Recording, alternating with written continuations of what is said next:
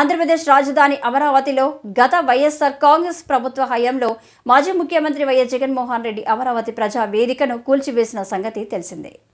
ఈ నేపథ్యంలో ఆంధ్ర రాష్ట్ర ముఖ్యమంత్రిగా బాధ్యతలు చేపట్టిన నారా చంద్రబాబు నాయుడు అమరావతిలో పర్యటించారు. ఈ సందర్భంగా రాష్ట్ర పురపాలక పట్టణ అభివృద్ధి శాఖ మంత్రి డాక్టర్ పొంగూరు నారాయణతో కలిసి కూల్చివేసిన ప్రజావేదిక శిథిలాలను పరిశీలించారు. సీఎం చంద్రబాబు దృష్టికి మంత్రి నారాయణ పలు విషయాలను తీసుకెళ్లారు.